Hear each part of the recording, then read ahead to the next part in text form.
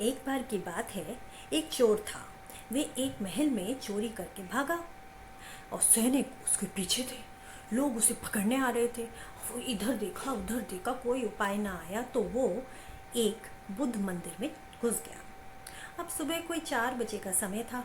मंदिर के जो भिक्षु थे वो सोए हुए थे और उनके कपड़े टंगे हुए थे। उसने उस भिक्षु के कपड़े उठाए और पहन लिए। मंदिर में आलती पालती मारकर बैठ गया। अब ओम नमो बुद्धाय का मंत्र का जाप करने लग गया। सैनिक भी भागते हुए मंदिर में घुसे। वे चोर का पीछा कर रहे थे, लेकिन वहाँ एक साधु बैठा है, नमो बुद्धाय का पवित्र गुंजन कर रहा है। तो ये कोई चोर तो नहीं हो सकता ना। ये सैनिक उसके चरणों में झुके, नमस्कार करा और कहा कि महाराज बताइए, कोई चोर तो नहीं आया यहाँ पर। जब वे उसके चरणों में झुके थे तब चोर को बहुत हैरानी हुई कि भाई ये क्या, ये तो मेरे चरणों में झुक रहे हैं। उसकी आत्मा तब जागृत हो गई। उसे लगा कि मैं एक झूठा साधु और झूठी साधुता में इतना बल एक झूठी साधुता में है जो कि मेरी हत्या करने मेरे पीछे लगे थे, वे अब मेरे चरणों में झुक गए। अगर यही झूठी साधुता में इतना बल है तो सच्ची साधुता में कितना बल होगा। उसने उन सैनिकों से कहा कि मैं चोर आया था, लेकिन अब तुम उसे खोज ना पाओगे, वह मर चुका है।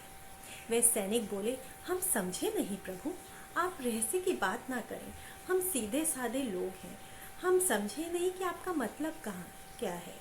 चोर आया था लेकिन वो मर गया, कैसे मर गया प्रभु। उस साधु ने कहा कि वह चोर मैं ही था, लेकिन अब मैं मर चुका हूँ और वो चोर अब तुम्हें कभी भी नहीं मिलेगा, कहीं भी नहीं मिलेगा। तुमने मेरे चरणों में झुककर उसकी हत्या कर दी। उसे हथियार से नहीं मार सकते थे, लेकिन तुमने उसे मार दिया। और जब झूठी साधुता में इतना प्रेम, इतना अर्थ हो सकता है, तो अब मैं उस साधुता की तलाश करूँगा जो सच्ची है।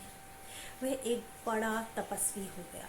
वह सदा ये घटना लोगों से कहता कि भाई मैं साधु बनने नहीं आया था, लेकिन परिस्थिति में मुझे सत्य का दर्शन कराया। नमो बुद्धाय नमः, नमो बुद्धाय नमः। समय और परिस्थिति के साथ हमारा व्यवहार भी बदलता है।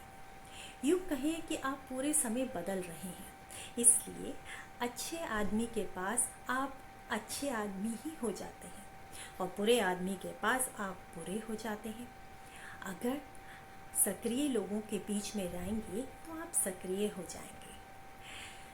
तो अपना जीवन अच्छे लोगों के साथ बिताइए, सुखी रहिए, खुश रहिए। नमस्कार।